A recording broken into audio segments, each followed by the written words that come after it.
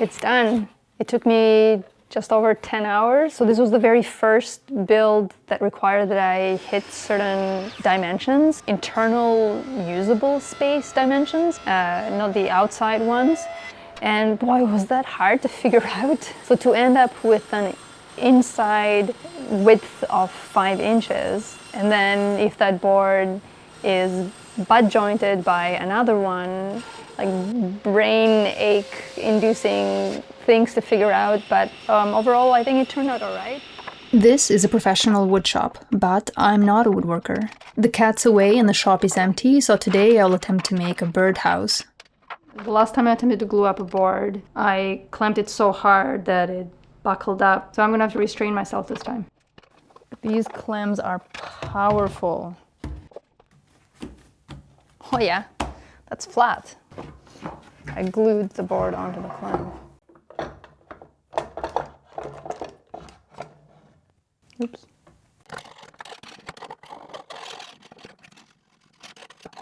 As I scraped the glue squeeze out, I noticed that I had not aligned the two boards perfectly during glue up, so I would have to lose some more thickness at the planer to make them level again.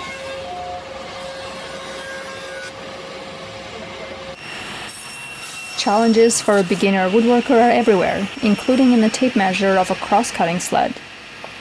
How does this, why it's measuring tape from here is stupid. I need it from here to here. Why is the measuring tape on the other side? Things are going well up until this point, but now I need to figure out the actual final cut measurements, and things get tricky. With enough thickness for the boards to overlay, so I can drive a screw through them. That means that that extra length needs to be equal to the thickness of the board.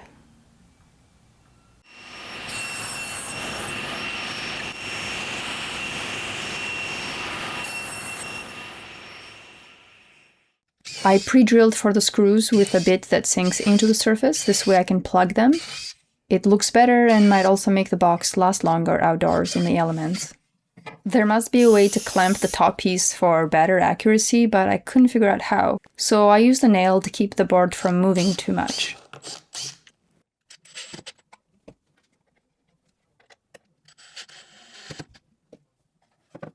And this is where I learned another lesson, to think about how the hardware will interact with your pieces.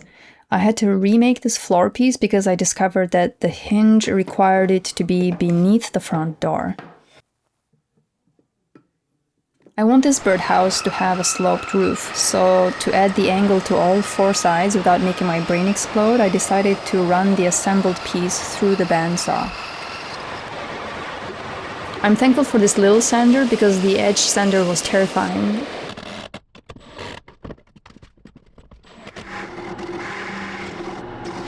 We have a lot of squirrels in our area, and they're known to take over birdhouses by chewing up the entrance hole to accommodate their larger bodies.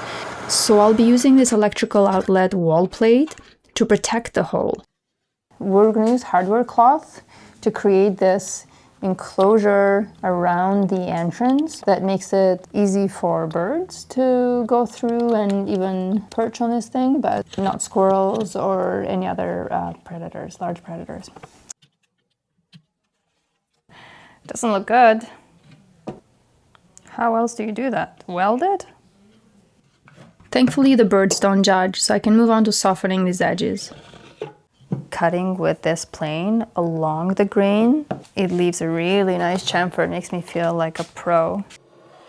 The grain is going in this direction, and I'm cutting in this direction, which is resulting in some splinters here at the end. So I'm gonna try to go like this.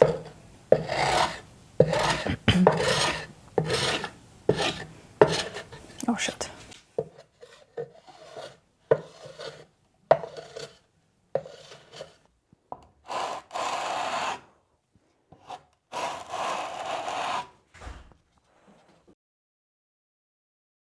Like that.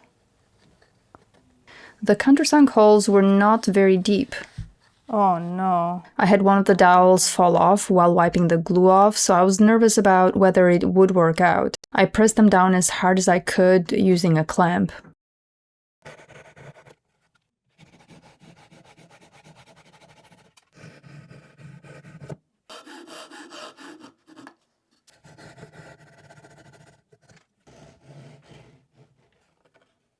And just as I approach the end of the build, I see a huge mistake. This roof sends rain in the wrong direction.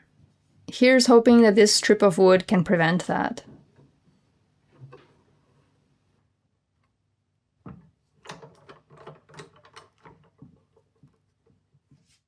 I'm using this steel square tube as a pole for the birdhouse. Oh shit.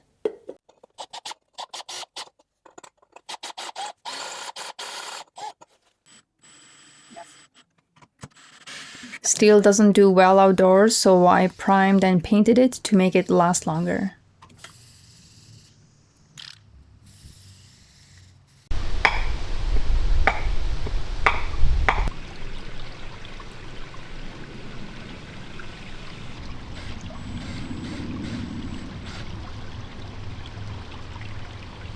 Well, now I have to send that glue off. I forgot to clean the glue off of this last strip that I glued.